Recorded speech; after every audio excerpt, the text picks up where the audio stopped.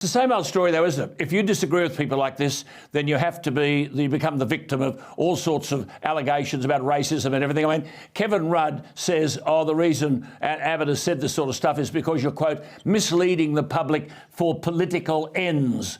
I would have thought it's a fairly ungenerous observation. Alan, look, I suppose it's the kind of argy-bargy that happens when these things are debated. I've tried to stay away from day-to-day political commentary since leaving the Parliament. But anything that changes the Constitution is for keeps. And that's why I think it's important to say something here.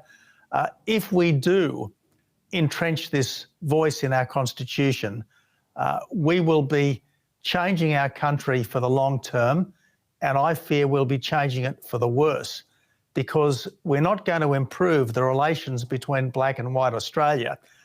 But we are certainly going to make a whole lot of governance issues much more complex, and we will be setting up permanently two classes of Australians, one of Indigenous people who effectively get 2 votes, and the other, the rest of us, who will simply vote for the Parliament in the normal way. Now, the great thing about the current Parliament is that we actually have, without quotas, without race-based discrimination, without any particular constitutionally entrenched voice, the current Parliament has 11 individual Indigenous voices in it.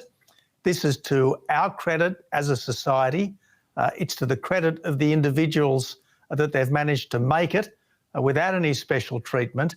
And frankly, that's the way our Parliament should be working at its best. So rather than say, oh, look, there are all these problems that only a voice can correct, just now we should be saying, isn't it terrific that our existing system is working well and finally giving Indigenous people the representation that they deserve in the National Parliament. Absolutely. And of course, the last 2 Indigenous ministers were both Indigenous Australians, whether you're talking about Ken Wyatt the first or Linda Burney now. But here is where you highlight the weakness in the Albanese argument, because he talks about the quote when he made the speech, the torment of powerlessness amongst Aboriginal people.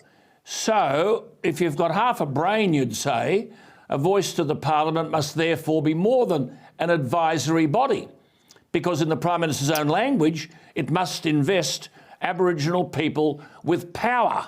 Now, you had a voice to the Parliament when you were Prime Minister. Didn't you institute an Indigenous Advisory Council? Well, I did, which was headed by Warren Mundine and included some very distinguished Indigenous people on it. Warren Mundine, of course, at that stage was the former national president of the Labor Party, as well as being someone who very much speaks for Indigenous people and indeed for the wider community on so many issues.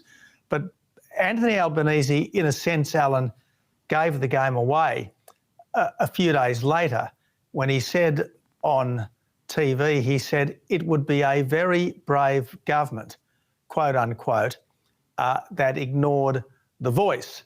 So in other words, this voice is not simply meant to be advisory, it's effectively a veto over government action. At least that's what the Prime Minister appeared to be admitting on TV over the weekend.